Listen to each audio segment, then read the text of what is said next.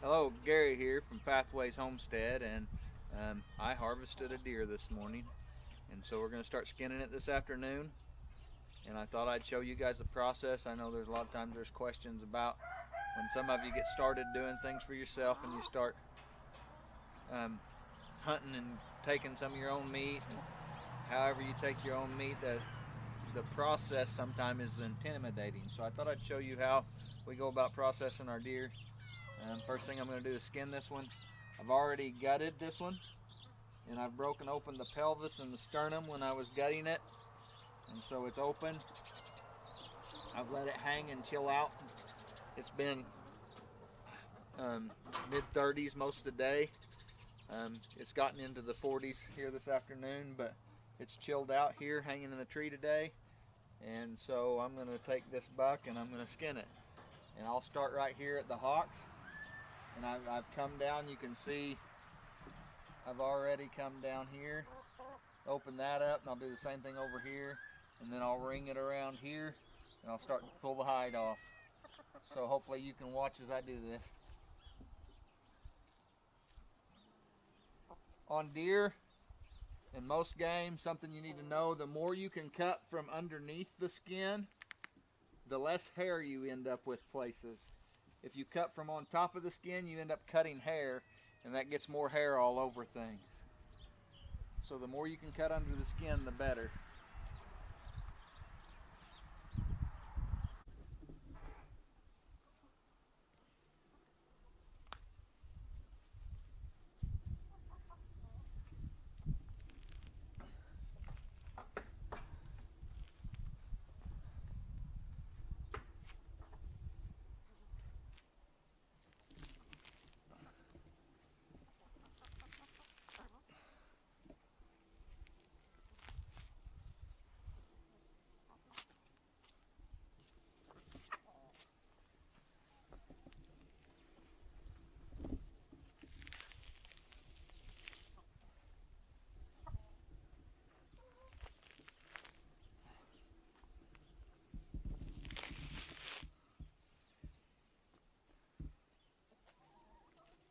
Okay, now I'm going to go do this side.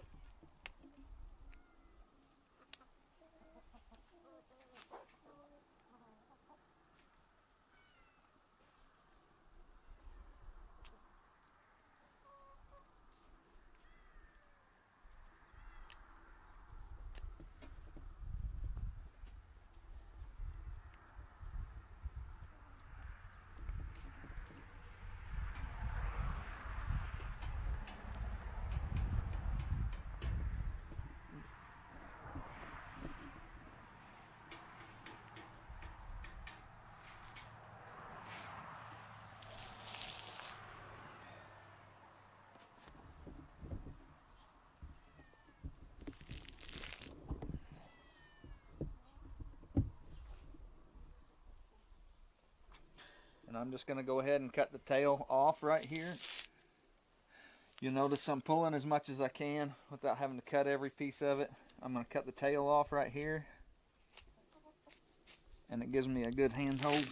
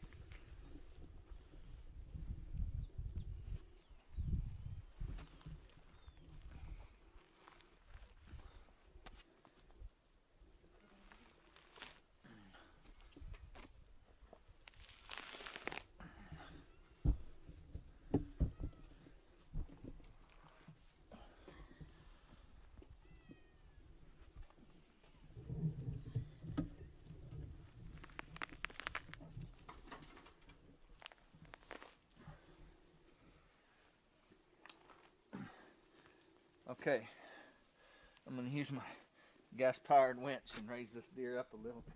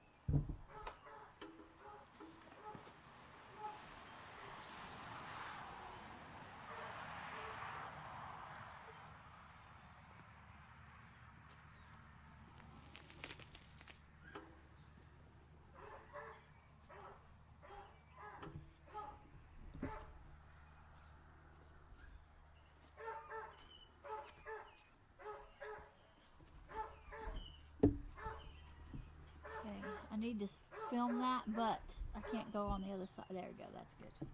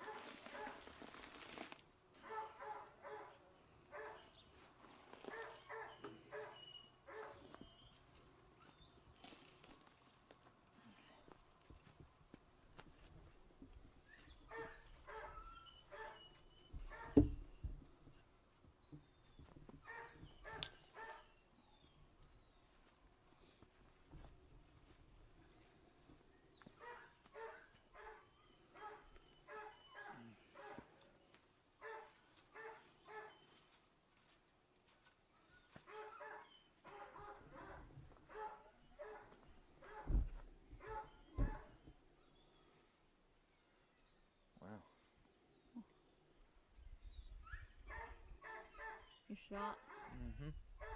It was a little lower than I aimed, but did the job.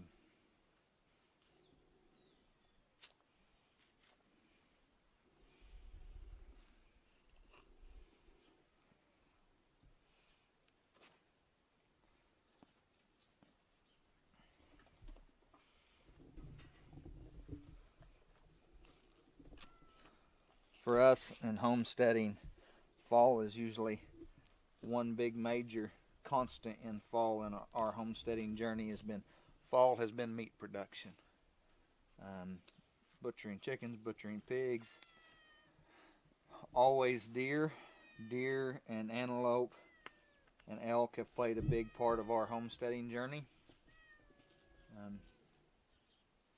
And usually deer hunting's in the fall and into the winter. Here in Kansas, our deer rifle season is in December. And this is the second day of deer rifle season, and I've harvested this buck, and I only bought one tag this year.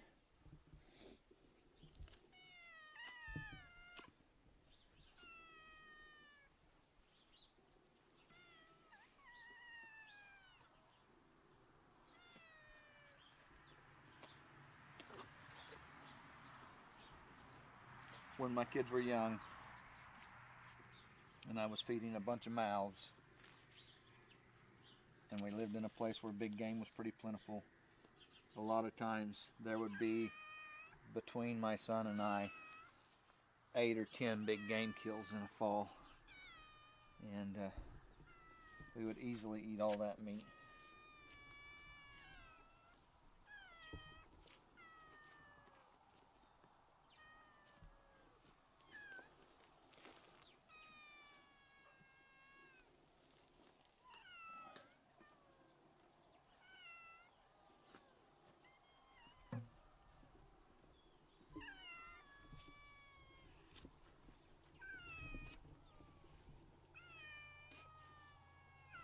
And this buck was taken by my favorite hunting method.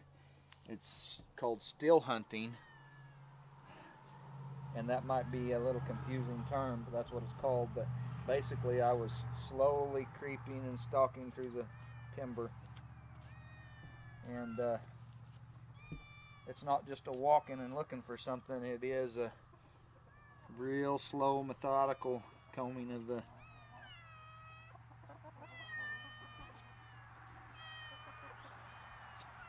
woods. It takes me, like this morning, from where I started to where I shot this deer was probably 75 yards that I had worked the timber, and in an hour in at 75 yards I got a shot at this buck. So that's well, he was more than 75 yards away. He was maybe 100 yards away, but I had moved 75 yards. So that's how still hunting, you move very slow and very methodical. And you know you're still hunting right when you still hear birds all around you and you're still seeing squirrels and things like that. I seen 3 coons and 2 coyotes before I saw this buck this morning. And when you're moving through the woods slow enough and methodical enough and careful enough that coyotes move past you and don't see you, you're doing something right. And that's something you can do. I've even done it when I was just out mushroom hunting or fishing. Just practice moving slow and still and quiet. A lot of times this morning I'd take 4 or 5 slow, careful steps and stand there for 5 minutes and just watch everything. And that's the way I took this buck this morning. And it's my favorite way to hunt. I'm not good at sitting in a stand for a long time.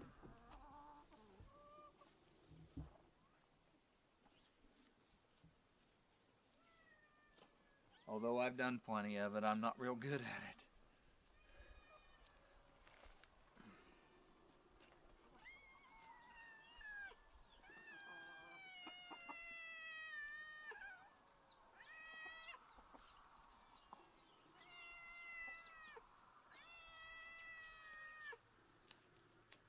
Man, I didn't realize he was at such an upward angle.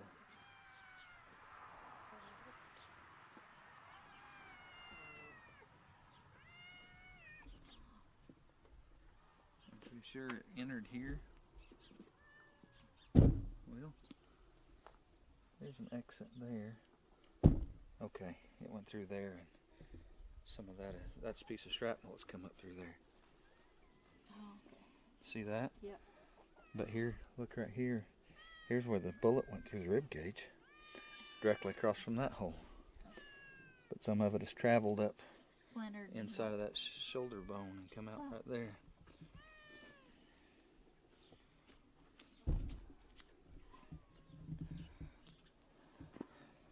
My rifle that I carry, that I've carried for several years now, was given to me by a friend. It's a Remington 700 ADL. It was made in the 70s. It's an old Remington 700. It's a 30-06, and I really like that caliber. It's heavy enough you can shoot through some brush, and I was in a timber bottom when I shot this buck. But it's also got enough oomph behind it that you can shoot quite a bit of distance with a 30-06.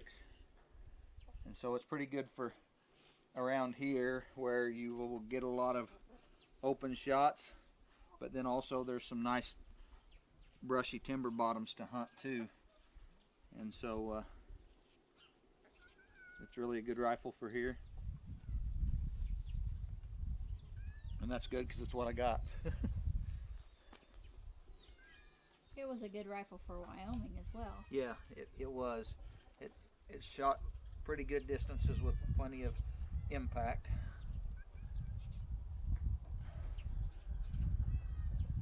And 30-06s, they're pretty easy to find shells for as far as finding shells goes. Times that's easier than others, but 30-06 is a common round. Okay.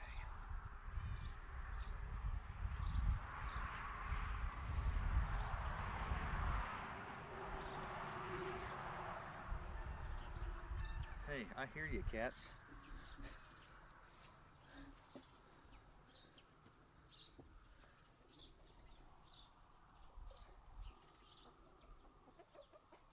Where you at? Getting the head right there. Where's the? Oh, there's. Where'd he go? He's behind you.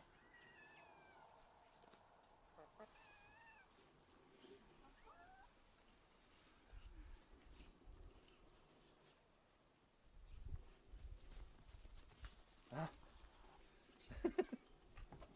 Feeding chickens.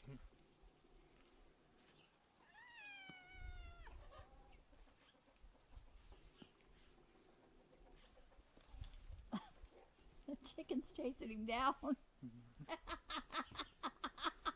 Golly, she chased him a ways too, didn't Yeah, she? I think I needed to have a video of that on short. She's still chasing him. Here, I'll give you some of the chickens. Scared him to death. Yep. Okay, I need a saw. I need to get my saw. Let me set this up and we'll get your saw.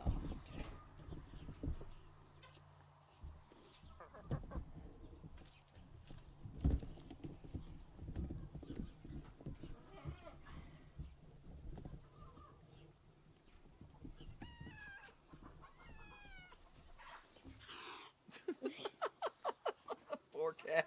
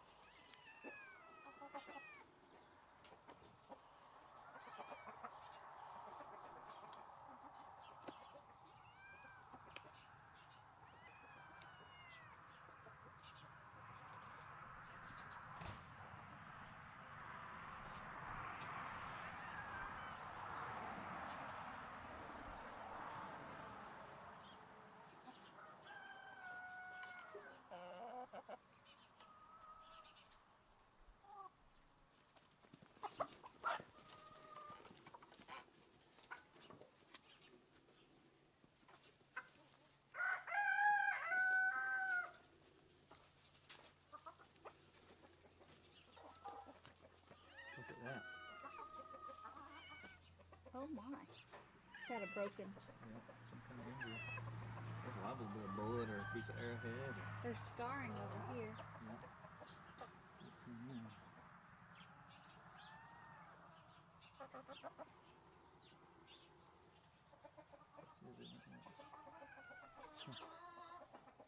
It's a broken rib.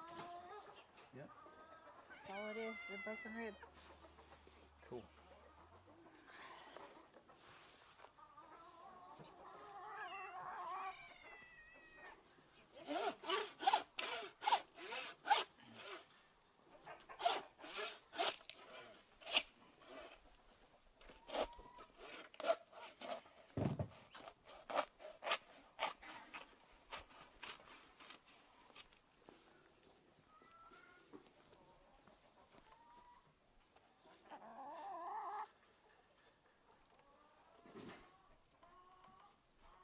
Get down, cat. There's my buck. There's my big trophy buck for 2020. What is he, a 5-point? Yep, 5 point. He not very big, wasn't in rut, and so he ought to be good for us to eat. I don't think he's very old, and ought to be a good one for us to eat. And he sure didn't hurt the trophy hunters any, because he would have never made much of a trophy. The way his growth is, he would never be a great big broad. Yeah.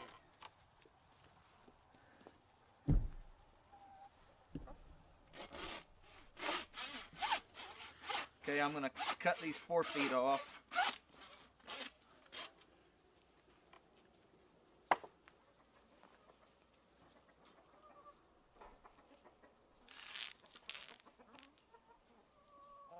Get down.